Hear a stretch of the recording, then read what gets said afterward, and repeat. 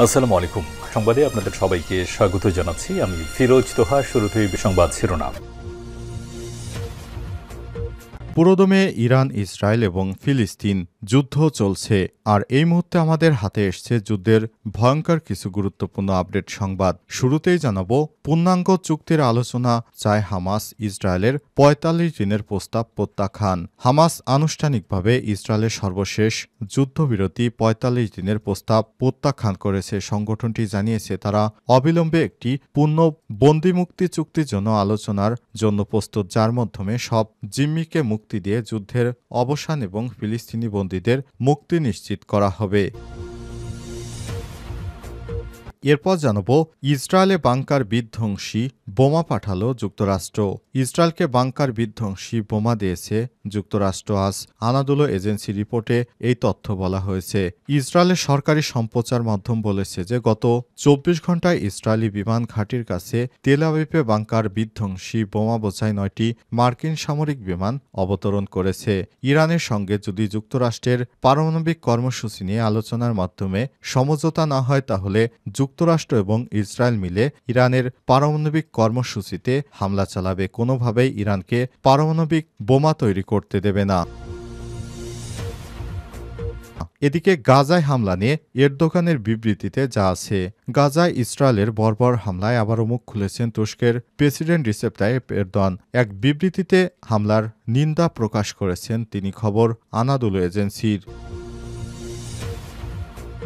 জানাবো, ইরানের সঙ্গে আলোচনার আগে ট্রাম্পের দূতের কাছে ছুটে গেলেন মোসাদের পরিচালক। রাশিয়া ইউক্রেন নিয়ে বৈঠকের জন্য ফ্রান্সে থাকা মার্কিন প্রেসিডেন্টের বিশেষ দূত স্টিভ উইটকফের সঙ্গে দেখা করতে প্যারিসে ছুটে গেলেন ইসরায়েলি এক মন্ত্রী এবং গোয়েন্দা সংস্থা মোসাদের প্রধান। সেখানে গিয়ে তারা ট্রাম্পের দূতের সঙ্গে নীরব বৈঠকে ইরানের সঙ্গে আলোচনা যুক্তরাষ্ট্রের অবস্থানকে প্রভাবিত করার চেষ্টা করেছেন। এবং সর্বশেষ জানাবো, বাংলাদেশের সঙ্গে আলোচনা নিয়ে যা বলল পাকিস্তান। দীর্ঘ ১৫ বছর পর বাংলাদেশ ও পাকিস্তানের সচিব পর্যায়ের বৈঠক হয়েছে। সেখানে বাংলাদেশ পাকিস্তানের কাছে ১৯৭১ সালে বাংলাদেশে যে গণহত্যা চালিয়েছে তার জন্য ক্ষমা চাইতে আহ্বান জানিয়েছে। এছাড়াও পাকিস্তানকে বাংলাদেশ থেকে জানানো হয়েছে তারা যুদ্ধের আগে বাংলাদেশের রিজার্ভ তখন $৪.৫ বিলিয়ন ছিল, সেই ডলারের ভাগ চেয়েছে এবং বাংলাদেশ ও পাকিস্তানের মধ্যে নতুন বাণিজ্য সুসম্পর্ককে স্বাগত জানিয়েছে এবং নতুন নতুন চুক্তি করেছে। এই বিষয়টি নিয়ে তারা দুই দেশের মধ্যে আলাপ আলোচনা করেছে। প্রিয় দর্শক, এতক্ষণ শুনছিলেন সংবাদ শিরোনাম, এবারে বিস্তারিত। তবে তার আগে বন্ধুরা, অনুরোধ থাকবে এই সংবাদটিতে একটি লাইক দিন। এই চ্যানেলে আপনি নতুন হয়ে থাকলে আমাদের সংবাদটি দেখতে দেখতে চ্যানেলটি সাবস্ক্রাইব করে রাখুন। কমেন্ট করে বন্ধুরা আপনার মূল্যবান মতামত জানিয়ে দিন আপনি বিশ্বের কোন দেশ থেকে বা বাংলাদেশের কোন স্থান থেকে আমাদের সংবাদটি দেখছেন এবং শুনছেন। এবারে বিস্তারিত। পূর্ণাঙ্গ চুক্তির আলোচনা চায় হামাস। ইসরায়েলের ৪৫ দিনের প্রস্তাব প্রত্যাখ্যান। হামাস আনুষ্ঠানিকভাবে ইসরায়েলের সর্বশেষ যুদ্ধবিরতি প্রস্তাব প্রত্যাখ্যান করেছে। সংগঠনটি জানিয়েছে তারা অবিলম্বে একটি পূর্ণ বন্দিমুক্তি চুক্তির জন্য আলোচনায় প্রস্তুত, যার মাধ্যমে সব জিম্মিকে মুক্তি দিয়ে যুদ্ধের অবসান এবং ফিলিস্তিনি বন্দীদের মুক্তি নিশ্চিত করতে হবে। হামাসের প্রধান আলোচক খলিল আল হায়া বলেছেন, আমরা এমন কোনো আংশিক চুক্তি মেনে নেব না যা প্রধানমন্ত্রী নেতানিয়াহু রাজনৈতিক স্বার্থ রক্ষা করে। ইসরায়েলের প্রস্তাব ছিল ৪৫ দিনের যুদ্ধবিরতির বিনিময়ে ১০ জন জিম্মিকে মুক্ত করার শর্ত।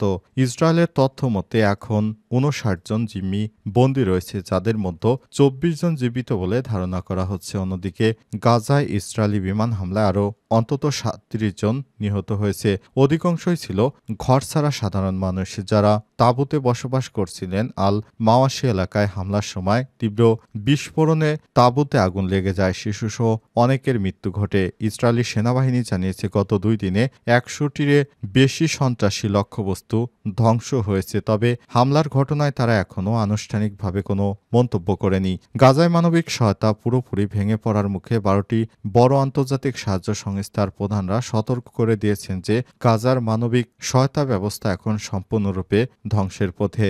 গত ৭ অক্টোবর ২০২৩ সালে হামাসের আকস্মিক হামলায় প্রায় ১২০০ ইসরায়েলি নিহত এবং ২৫১ জনকে জিম্মি করা হয়েছে। এর জবাবে ইসরায়েল শুরু করে ব্যাপক সামরিক অভিযান। গাজার স্বাস্থ্য মন্ত্রণালয়ের তথ্য মতে এই যুদ্ধে এখন পর্যন্ত অন্তত ৫১,০৬৫ জন ফিলিস্তিনি নিহত হয়েছেন। ইসরায়েলে বাংকার বিধ্বংসী বোমা পাঠালো যুক্তরাষ্ট্র। ইসরায়েলকে বাংকার বিধ্বংসী বোমা পাঠিয়েছে মার্কিন যুক্তরাষ্ট্র। আজ আনাদুলো এজেন্সির রিপোর্টে বলা হয়েছে, ইসরায়েলের সরকারি সম্প্রচার মাধ্যম বলেছে যে গত ২৪ ঘণ্টায় ইসরায়েলি বিমান ঘাঁটির কাছে তেল আবিবে বাংকার বিধ্বংসী বোমা বোঝাই ৯টি মার্কিন সামরিক বিমান অবতরণ করেছে। কেএনএর প্রতিবেদনে বলা হয়েছে, বাংকার বিধ্বংসী বোমা এবং অনন্য প্রতিরক্ষামূলক অস্ত্র বহনকারী ৯টি মার্কিন বিমান মধ্য ইসরায়েলের তেল আবিবের কাছে নেভাতিম বিমান ঘাঁটিতে অবতরণ করেছে। প্রতিবেদনে বলা হয়েছে, তেহরানের পারমাণবিক কর্মসূচি নিয়ে যুক্তরাষ্ট্র এবং ইরানের মধ্যে আলোচনা চলছে। এই আলোচনা ব্যর্থ হলে ইরানে মার্কিন ইসরায়েলি যৌথ হামলার অংশ হিসেবে এই পদক্ষেপ নেওয়া হয়েছে। সেখানে বাংকার ভর্তি বোমা পাঠানো হয়েছে। ৯টি বিমানে করে এই বোমা পাঠানো হয়েছে। এই বোমার মাধ্যমে সরাসরি তারা ইরানে হামলা করবে। ইরান যদি পারমাণবিক কর্মসূচি চুক্তিতে তারা তাদের মতো পারমাণবিক বোমা তৈরি করার দিকে এগিয়ে যায়, তাহলে মার্কিন যুক্তরাষ্ট্র এবং ইসরায়েল মিলে সরাসরি ইরানে হামলা করার জন্য এই বাংকার বিধ্বংসী বোমা পাঠিয়েছে। কারণ বেশিরভাগ ইরানের পারমাণবিক স্থাপনাগুলো বাংকারের ভিতরে অবস্থিত। মাটির অনেক গভীরে তারা এই ধরনের বোমার সাহায্যে ইরানের পারমাণবিক চুল্লিগুলো ধ্বংস করতে পারবে। এ কারণে তারা এসব বোমা প্রস্তুত রেখেছে। গাজায় হামলা নিয়ে এরদোয়ানের বিবৃতিতে যা আছে। গাজায় ইসরায়েলের বর্বর হামলায় আবারও মুখ খুললেন তুরস্কের প্রেসিডেন্ট রিসেপ তাইপ এরদোয়ান। এক বিবৃতিতে হামলার নিন্দা করেছেন তিনি, খবর আনাদুলো এজেন্সির।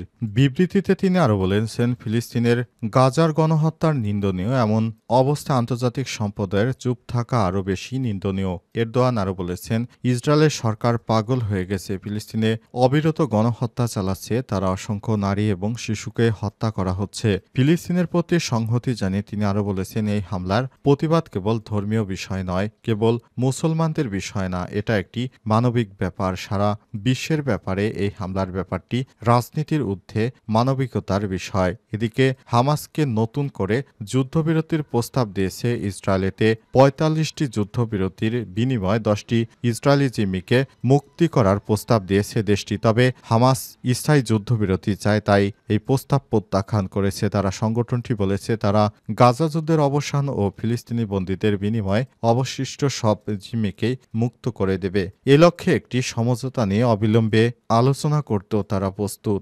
বর্তমানে হামাসের হাতে ৫৯ জন ইসরায়েলি জিম্মি আটক রয়েছে। এদের মধ্যে ২৪ জন জীবিত বলে ধারণা করা হচ্ছে। ২০২৩ সালের ৭ অক্টোবর থেকে গাজায় অভিযানের নামে বর্বর ইসরায়েলি হামলা চালায় পর্যন্ত ৫১,০০০-এর বেশি ফিলিস্তিনির প্রাণ কেড়ে নিয়েছে ইসরায়েল। আহত করেছে অন্তত ১,১৫,০০০-এর বেশি মানুষকে। গত ১৮ মার্চ থেকে যুদ্ধবিরতি চুক্তি লঙ্ঘন করে ইসরায়েলে অমানবিক হামলা শুরু করেছে দখলদার ইসরায়েলি বাহিনী। ইরানের সঙ্গে আলোচনার আগে ট্রাম্পের দূতের কাছে ছুটে গেলেন মোসাদের পরিচালক। রাশিয়া ইউক্রেন নিয়ে বৈঠকের জন্য ফ্রান্সে থাকা মার্কিন প্রেসিডেন্টের বিশেষ দূত স্টিভ উইটকফের সঙ্গে দেখা করতে প্যারিসে ছুটে গেছেন ইসরায়েলের এক মন্ত্রী এবং গোয়েন্দা সংস্থা মোসাদের প্রধান। সেখানে গিয়ে তারা ট্রাম্পের দূতের সঙ্গে নীরব বৈঠকে ইরানের সঙ্গে আলোচনায় যুক্তরাষ্ট্রের অবস্থানকে প্রভাবিত করার চেষ্টা করছেন। আজ রোমে পরমাণু ইস্যু নিয়ে ইরান মার্কিন দ্বিতীয় দফা আলোচনা হবে।